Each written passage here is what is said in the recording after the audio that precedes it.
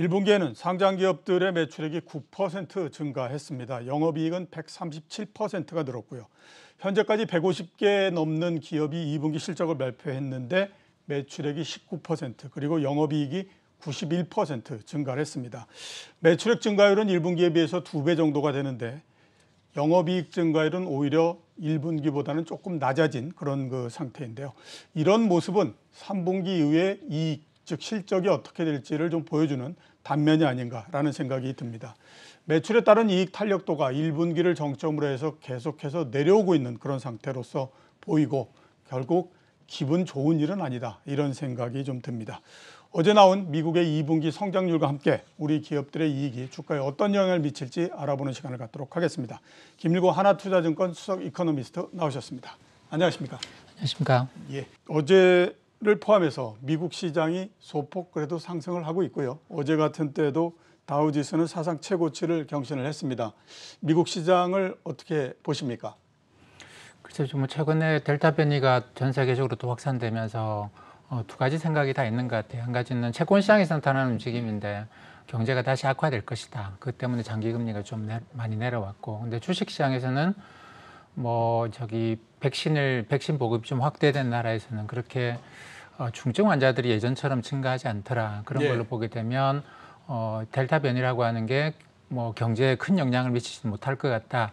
그저께 FMC 회의 이후에 파월 연준 의장도 그런 식의 이야기를 했습니다만 델타 변이에도 불구하고 경제 회복세는 계속 유지되지 않겠는가, 이 두 가지 의견이 다 있는 것 같아요. 근데 주식시장, 채권시장은 각자가 각자한테 좋은 방향으로 해석을 하는 거죠. 그렇죠. 채권시장에서는 경제 나빠질 것이다.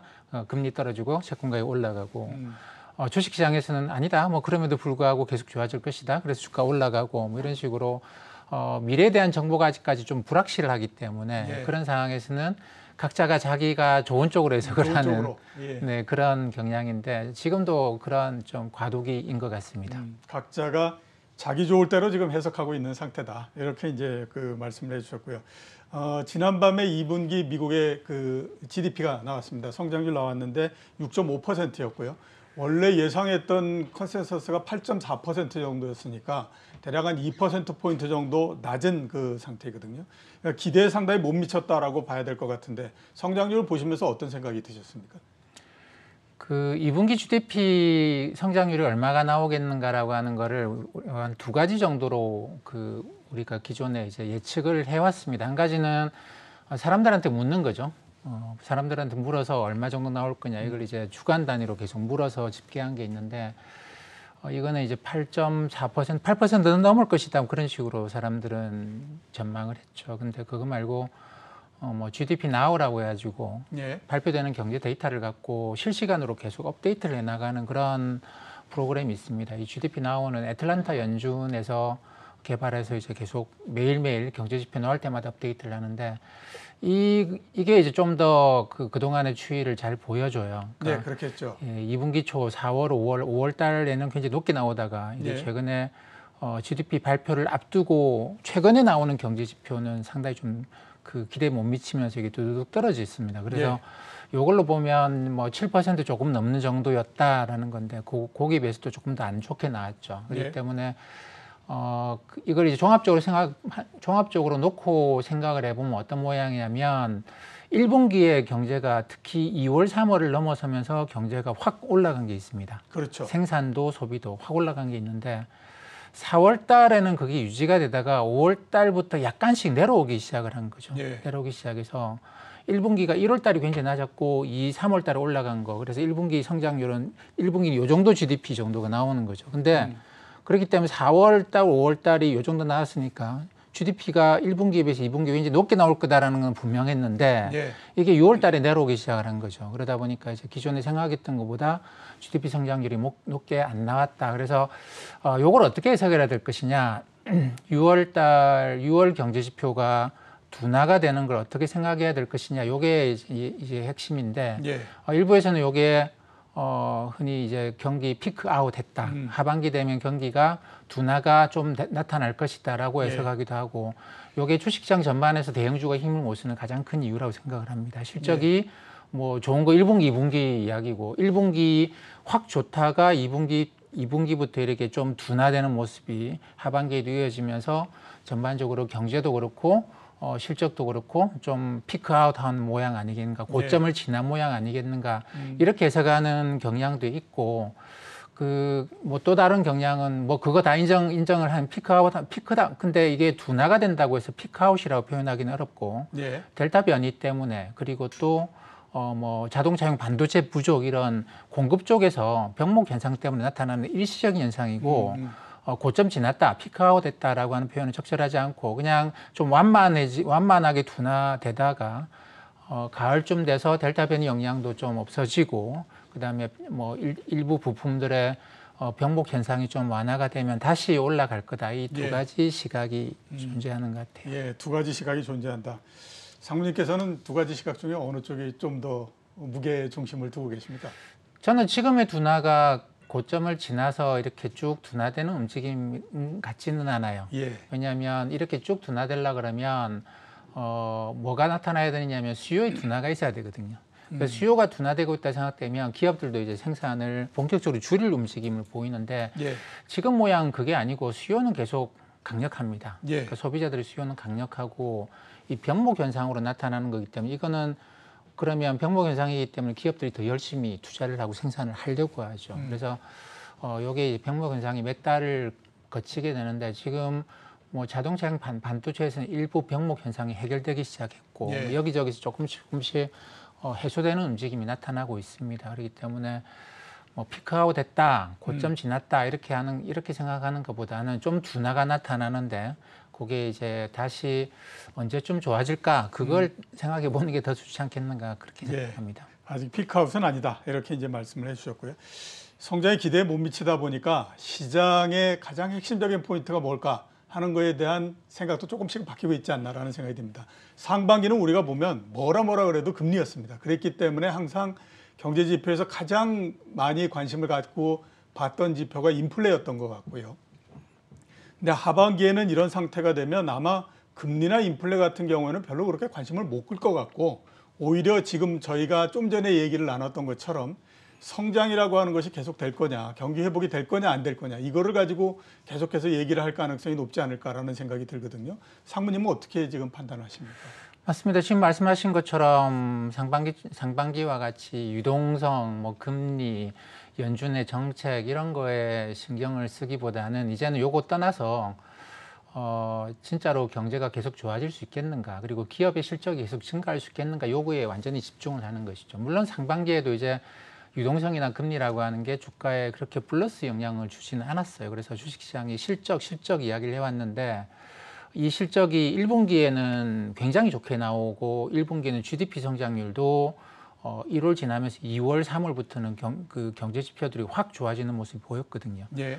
그래서 뭐 보복 소비가 어떻고 이런 기사들도 굉장히 많이 보셨을 겁니다. 근데 그게 2월, 3월, 4월까지 딱 가더니 거기서부터는 정체, 지금은 좀 내려오기 시작하는, 그렇죠. 그런 모양입니다. 그렇기 때문에 요게 이제 모든 사람들의 관심에 집중이 되겠죠. 그래서 지금 2분기 실적 나오는 것도 사실 그렇게 시장에서 그렇게 좋게 나와도 별로 주목을 못 받아요. 왜냐하면 이미 요게 꺾이고 있는 중이다라고 판단을 하기 때문인데, 그래서 하반기에는 뭐 어떻게 보면 지금부터는 이 실적이, 그러니까 실적이야 좀 더 늦게 나오겠지만 경제 지표가 다시 돌아서 주느냐, 아니면 지금 내려가는 대로 계속 내려갈 것이냐, 여기에 모든 관심이 집중될 것 같습니다. 예, 그러니까 결국 하반기는 뭐 금리나 이런 지표보다는 여러 그 경제 지표들, 성장과 관련한 여러 지표들이 과연 방향성이 어느 쪽으로 잡히느냐, 이거에 따라서 주식시장의 모양이 상당히 달라지지 않겠느냐, 이렇게 말씀을 하셨고요.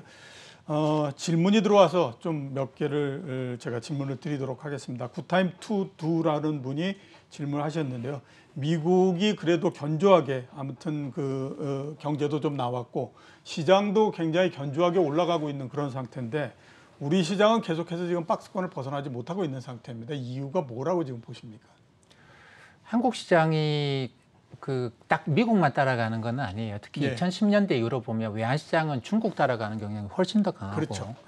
뭐 우리나라 주식 시장도 2017년, 18년 미국과 중국 사이에 무역을 놓고 무역 전쟁 이런 걸 하고 난 이후로부터 무역 전쟁이 한창 심할 때는 미국 시장 안 따라가고 완전히 중국 시장 따라갔던 경우도 있습니다. 근데 예. 지금도 나타나는 게 미국 시장만 따라가는 게 아니고 미국, 중국 사이에서 좀 어정쩡하게 따라가는데 최근에는 중국의 변동성이 커지면서 예. 중국 시장의 영향을 굉장히 좀 많이 받아요. 특히 예. 이런 현상은 그러니까 어제 미국 주가가 올랐다면 코스피가 그러니까 시가는 전일 종가에 비해서 플러스가 나왔다가 예. 그다음에 중국 시장이 나빠지면 이게 그대로 주르륵 밀려 내려가면서 종가는 시가보다 낮게 나오는 현상이 발생하는데 이게 중국 영향이라고 봐야 되거든요. 근데 예. 최근에 중국에서 규제 때문에 이제 잘 아시다시피 주가가 상당히 좀 많이 떨어졌고 요거 영향을 받아서 미국과 중국 중간쯤에 어정쩡하게 지금 한국 코스피가 따라가는 것 같습니다. 예, 알겠습니다. 그리고 김종범님이 그 질문을 하신 건데요. 우선 이제 그 스탠딩 레포에 대해서 한번 좀 여쭤봐야 될 것 같습니다. 질문 내용은 이렇습니다. 미 연준에서 금리 안정을 위해서 스탠딩 레포를 실행한다고 합니다. 테이퍼링 시기를 언제쯤으로 예상하시나요? 이런데요. 우선 스탠딩 레포에 대해서 좀 잠깐 설명을 좀 주시죠. 그 레포라고 하는 거는 뭐 일반 은행들도 그런 게 있습니다만 중앙은행이 일반 은행들하고 작은 거래를 하는 겁니다. 예. 그러니까 일반 은행들은 예금을 받잖아요. 예금 받으면 법에 따라서 예금의 일정 부분을 지급 준비라고 중앙은행이 예치를 해야 됩니다. 그렇죠. 근데 그걸 매일 그 계산을 해서 지금 지난달에 예금이 이만큼 늘어났으니까 그것 중에 지급 준비 요만큼을 매일매일 조금씩 해서 이제 중앙은행 예치를 해야 되는데 이게 뭐 이런저런 자금을 하다 보면 이게 좀 부족할 때가 생기고 남을 때도 생기고 하는 것이죠. 거기에 따라서 중앙은행하고 작은 거래를 하는데 일상적으로 중앙은행이 작은 거래는 안 해왔습니다. 근데 이게 은행들 시장에서 알아서 자기네들이 모자라면 빌리고 남으면 빌려주고 해서 요걸 대충 적당하게 맞추는데 요게 한 번씩 어떤 문제가 발생해서 이걸 못 맞추고 예. 그러면 요거는 이제 은행 간 시장에서 급하게 돈을 빌리려고 하는데 돈이 없어서 은행 간 금리가 급등을 하는 일이 간혹 발생을 했어요. 요게 2019년에도 한번 그래서 은행 간 금리에서 은행 간 시장에서 금리가 10%까지 올라간 적이 예, 있거든요. 그렇죠. 그런 일이 있었죠. 네. 그때부터 이제 이미 이야기가 되고 있었던 건데 이 은행하고 중앙은행, 연준하고 일반 은행들 사이에 은행들이 자금 과부족에 따라서 예. 중앙은행이 돈을 빌려주기도 하고 회수하기도 하는 거래를 일상화시키면 안 되겠느냐라는 이야기를 2019년부터 해왔습니다. 예. 근데 이번에 그걸 이제 하자고 한 것이죠. 스탠딩이라고 하는 것의 의미는 딱 옆에 서 있겠다라는 거잖아요. 그러니까 은행이 돈이 모자라고 남음에 따라서 바로바로 거래를 해주겠다. 예. 레포 거래를 또는 뭐 리버스 레포 거래를 하든 바로 해주겠다라는 그런 뜻이고, 요거는 그러니까 좀 여러 가지 생각을 할 수 있습니다. 그 뭐 중앙은행이 그 자금 시장 관리를 더 철저하게 해서 예. 앞으로 어떤 문제가 발생하지 않겠다라는 그런 취지를 한 거다. 그냥 해오려고 한 거다라는 그런 관점 볼 수도 있고, 아니 그게 아니고 지금 당장 어떤 거 하려고 그러는 게 아닐까. 예, 그렇죠. 예, 근데 요럴 가능성이 좀 있어요. 요럴 가능성이 있는데 지금 미국 재무부가 부채 한도라는 문제가 있어가지고 예. 자금 시장이 급변동할 그럴 위험을 조금 갖고 있습니다. 예. 그런 위험을 사전에 좀 제거한 것일 수도 있고, 그 다음에 이제 테이퍼링을 시작하려고 보니 테이퍼링 했을 때 갑자기 자금 시장이 지금은 월에 1,200억 불씩 계속 사주고 있잖아요. 이걸 딱 줄였을 때 갑자기 자금 시장에 경색이 나타날 수도 있다. 예. 그러면 미리 그럴 일이 생길 것에 대비해서 요거부터 미리 만들어 놓고 가자. 그래서 이 스탠딩 레포라고 하는 게 이 테이퍼링을 하기 위한 전 단계로 예.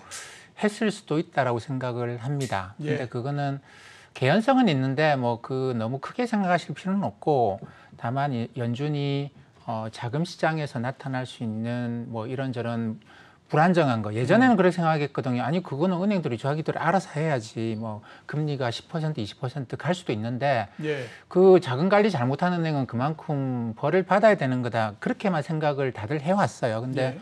이번 조치를 보면 연준이 그것도 용납하지 못하겠다. 그러니까 자금 시장에 대한 관리를 굉장히 엄격하게 들어갔다고 생각을 하면 될 것 같습니다. 예. 자금 시장에 대한 관리를 엄격하게 하는 차원에서 스탠딩 레포를 지금 이제 허용하고 이렇게 되지 않느냐라는 생각을 말씀해 주셨고, 자, 또 중국 시장 좀 전에 말씀하셨지만 최근에 아무튼 우리 시장에 대한 그 반응도가 굉장히 강하기 때문에 좀 여쭤봐야 될 것 같습니다. 7월에 중국 시장이 그 전 세계 주요국 시장 중에서는 가장 안 좋은 형태였었습니다.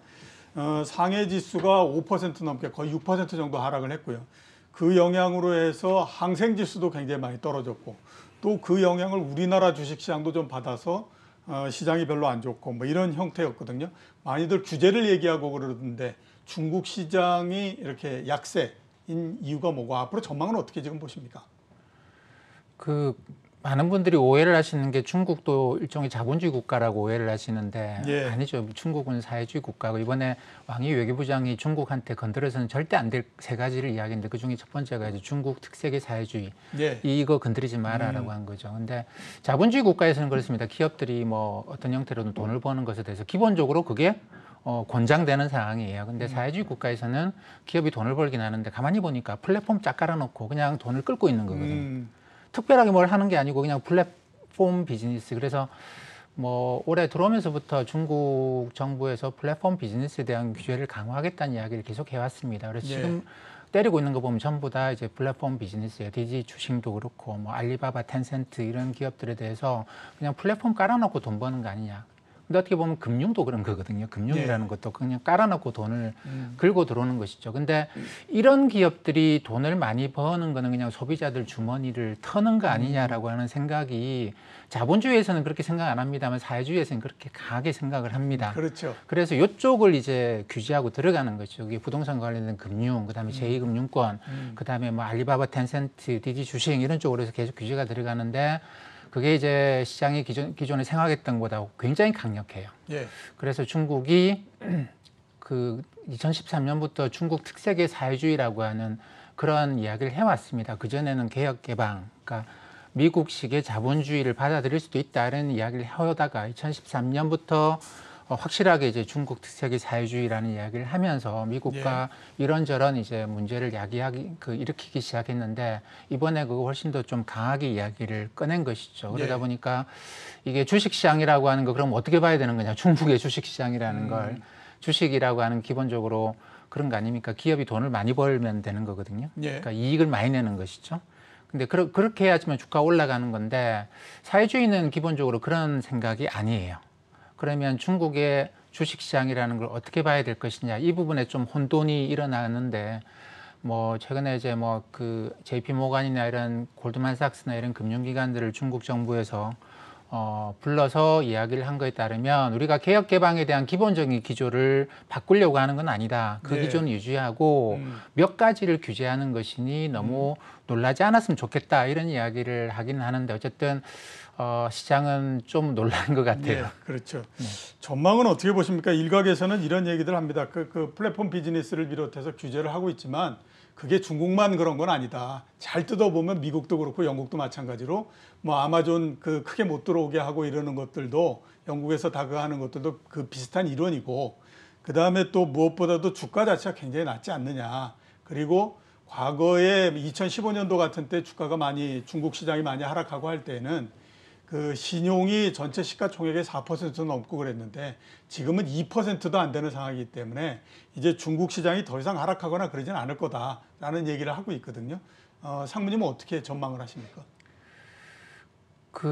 뭐 여러 가지로 보면 뭐 이렇게 볼 수도 있고 저렇게 볼 수도 있습니다만 우리가 중국 특색의 사회주의에 대해서 좀 더 인정을 해야 될 것 같아요. 인정을 하고 여기서는 기업이 돈을 번다라고 하는 것이 우리 뭐 자본주의 사회에서도 미국이나 한국 사회에서도 여러 가지 논란이 있지 않습니까? 그렇죠. 기업이 돈을 버는 거가 제일 중요하고 기업이 돈만 벌면 되지 딴 거 요구하지 마라라는 그런 굉장히 보수적인 사고도 분명히 존재하고요. 아니 기업이 해야 될 사회적 책무가 훨씬 더 중요하다. 그러니까 기업이 돈을 버는 주주한테만 뭐 주주의 이익을 위해서만 노력할 게 아니고 사회, 근로자, 뭐 여러 이제 이해관계자들을 위해서도 일해야 된다. 뭐 이런 생각들이 있는데 사회주의라고 하는 얘기도 훨씬 더 나은 것이죠. 네, 그렇죠. 주주를 위해서 돈을 번다라고 하는 것의 가치가 굉장히 낮은 겁니다. 그러니까 자본주의 사회에서도 저쪽 끝단에서 보게 되면 저쪽 끝단에 보수적으로 보게 되면 기업이 돈만 벌면 된다.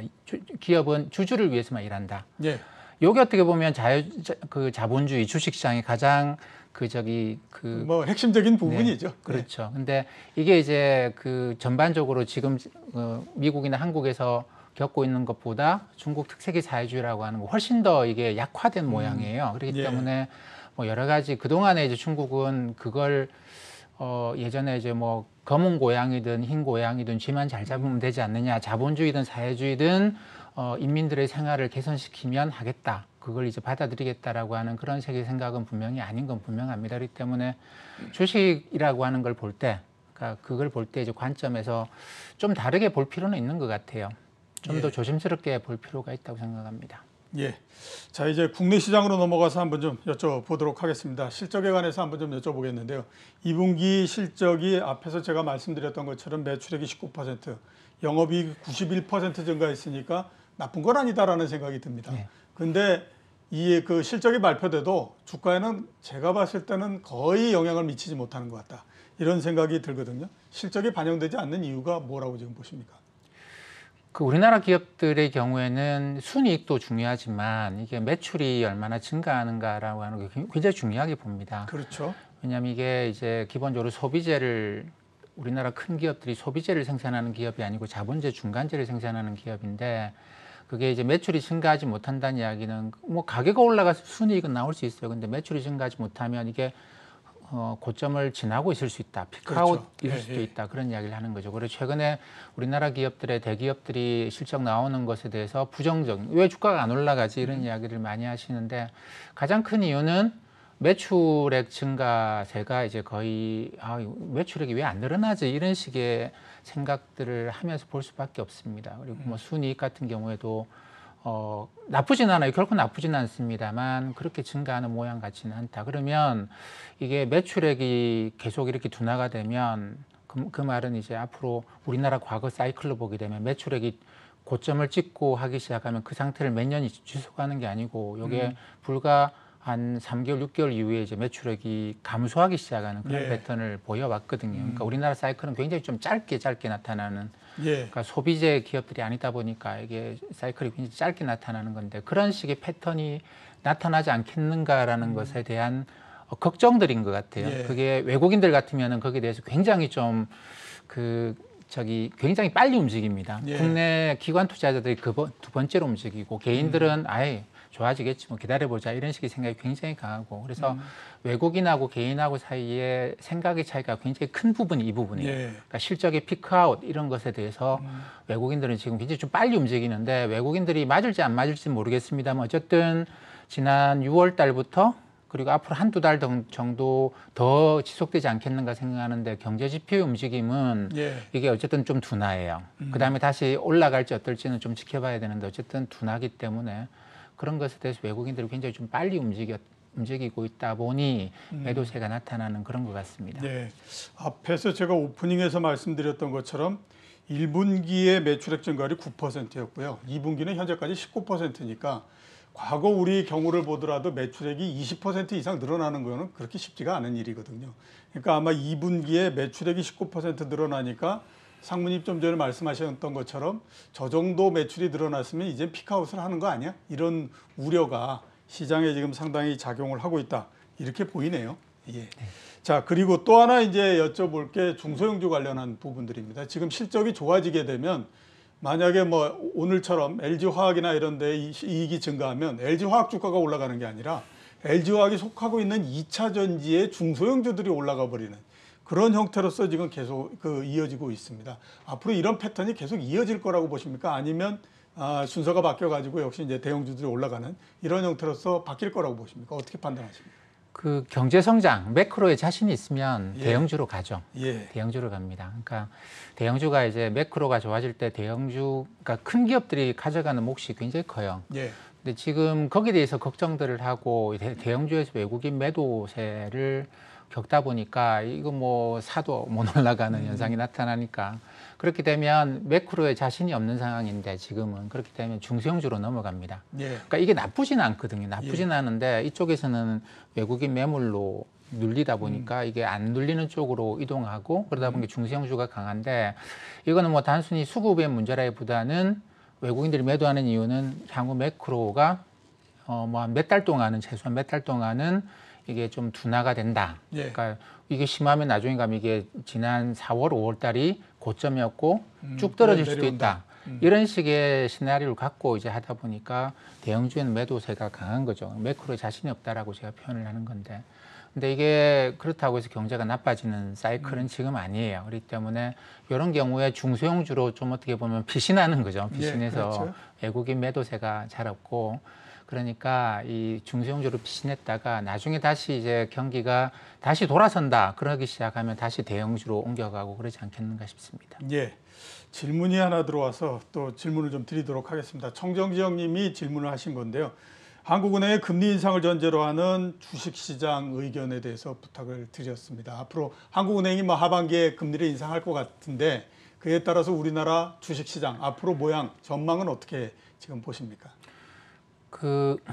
뭐 그냥 결론적으로 말씀드리면 우리나라 한국은행의 금리 정책이 우리나라 주가에 그렇게 큰 영향을 주지는 않는다고 생각합니다. 예. 왜냐하면 우리나라 기업들도 이제 수출도 많이 하고 그다음에 한국은행 금리 정책이 우리나라의 내수를 바로바로 움직이는 건 아니거든요. 그러다 보니까 그리고 지금 한국은행이 뭐 금리를 올리겠다고 이야기하는 것의 핵심은 다들 아시다시피 과잉 유동성을 좀 줄여서 그러니까 이 투기 심리를 좀 억제하겠다 이런 거 아니겠습니까? 그렇기 때문에 뭐 주식이 지금 투기판인 것도 아니고 그래서 주식시장에 제가 볼 때 한국은행 금리 인상은 거의 영향을 뭐 미치긴 하겠습니다만 조금밖에는 영향을 안 미치지 않겠는가. 그리고 한국은행이 지금 긴축하겠다는 것도 아니에요. 그렇죠. 예, 금리를 정상화시켜 가는 거기 때문에 그리고 뭐 지금 뭐 유동성이 너무 많아서 유동성 줄이는 건데 이미 우리나라 주식시장 유동성에 의해서 영향을 안 받잖아요. 실적에서 영향을 받고 있기 때문에 그래서 한국은행 금리 인상이 주식시장에 영향은 그렇게 미치지는 않을 것 같습니다. 근데 우리가 주목해서 봐야 될 거는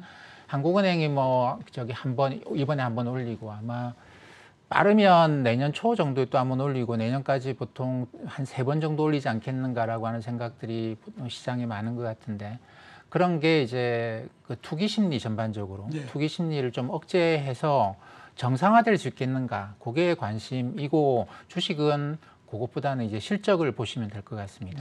그러니까 한국은행의 금리 인상 이 부분이 뭐 주식시장에 그렇게 크게 영향을 주지는 않을 거다. 이렇게 판단을 해 주셨습니다. 자, 오늘 나와주셔서 감사합니다. 감사합니다. 지금까지 김일구 하나투자증권 수석 이코노미스트였습니다.